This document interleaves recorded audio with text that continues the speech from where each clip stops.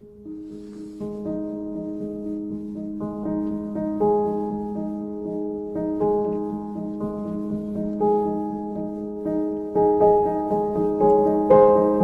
la misa.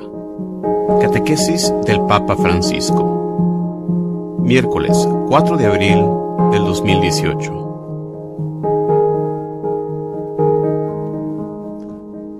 Con esta catequesis concluimos el ciclo dedicado a la misa, que es precisamente la conmemoración, pero no solamente como memoria. Se vive de nuevo la pasión y la resurrección de Jesús. La última vez llegamos hasta la comunión y la oración después de la comunión.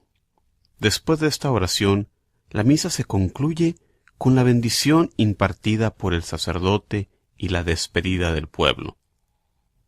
Como se había iniciado con la señal de la cruz, en el nombre del Padre, del Hijo y del Espíritu Santo, se sella de nuevo en el nombre de la Trinidad la misa, es decir, la acción litúrgica. Sin embargo, sabemos que mientras la misa finaliza, se abre el compromiso del testimonio cristiano. Los cristianos no van a misa para hacer una tarea semanal y después se olvidan, no. Los cristianos van a misa para participar en la pasión y resurrección del Señor y después vivir más como cristianos. Se abre el compromiso del testimonio cristiano.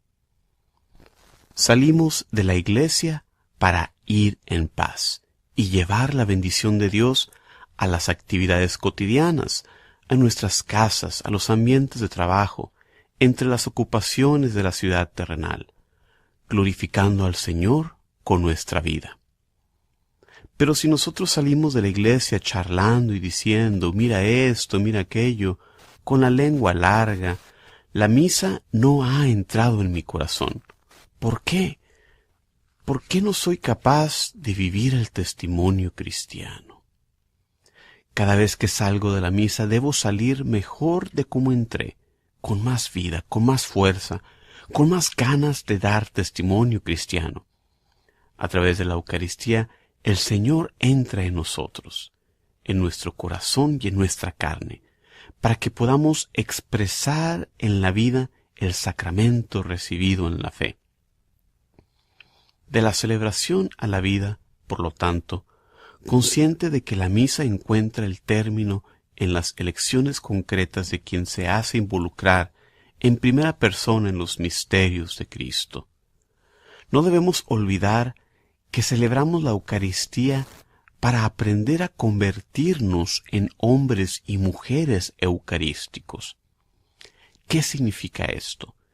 Significa dejar actuar a Cristo en nuestras obras, que sus pensamientos sean nuestros pensamientos, sus sentimientos los nuestros, sus elecciones nuestras elecciones, y esto es santidad.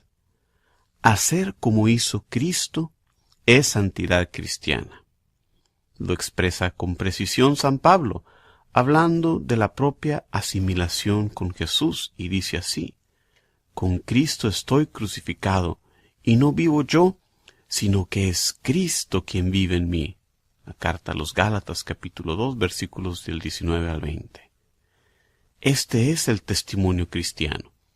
La experiencia de Pablo nos ilumina también a nosotros, en la medida en la que mortificamos nuestro egoísmo, es decir, hacemos morir lo que se opone al Evangelio y al amor de Jesús. Se crea dentro de nosotros un mayor espacio para la potencia de su espíritu. Los cristianos son hombres y mujeres que se dejan agrandar el alma con la fuerza del Espíritu Santo, después de haber recibido el cuerpo y la sangre de Cristo. Déjense agrandar el alma. No estas almas tan estrechas y cerradas, pequeñas, egoístas, no. Almas anchas, almas grandes, con grandes horizontes. Déjense alargar el alma con la fuerza del Espíritu, después de haber recibido el cuerpo y la sangre de Cristo. Ya que la presencia real de Cristo en el pan consagrado no termina con la misa, La Eucaristía es custodiada en el tabernáculo para la comunión para los enfermos y para la adoración silenciosa del Señor en el Santísimo Sacramento. El culto eucarístico fuera de la misa, tanto de forma privada como comunitaria, nos ayuda de hecho a permanecer en Cristo. Los frutos de la misa, por tanto, están destinados a madurar en la vida de cada día. Podemos decir así, un poco forzando la imagen. La misa es como el grano de trigo que después en la vida ordinaria crece y madura en las buenas obras, en las actitudes que nos hacen parecernos a Jesús. Los frutos de la misa, por tanto, están destinados a madurar en la vida de cada día. En verdad, aumentando nuestra unión con Cristo, la Eucaristía actualiza la gracia que el Espíritu nos ha donado en el bautismo y en la confirmación, para que nuestro testimonio cristiano sea creíble.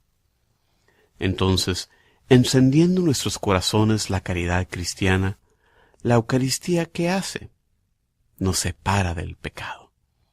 Cuando más participamos en la vida de Cristo y más progresamos en su amistad, tanto más difícil se nos hará romper con Él por el pecado mortal.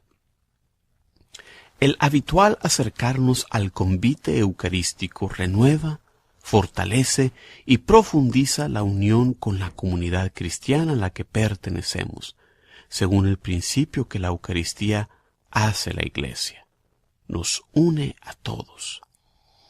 Finalmente, participar en la Eucaristía compromete en relación con los otros, especialmente con los pobres, educándonos a pasar de la carne de Cristo a la carne de los hermanos, en los que Él espera ser reconocido por nosotros, servido, honrado, amado.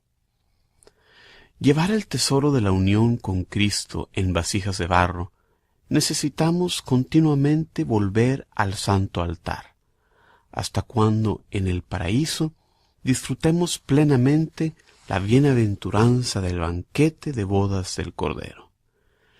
Demos gracias al Señor por el camino de redescubrimiento de la misa que nos ha donado para realizar juntos, y dejémonos atraer con fe renovada a este encuentro real con Jesús, muerto y resucitado por nosotros, nuestro contemporáneo, y que nuestra vida florezca siempre así, como la Pascua, con las flores de la esperanza, de la fe, de las buenas obras.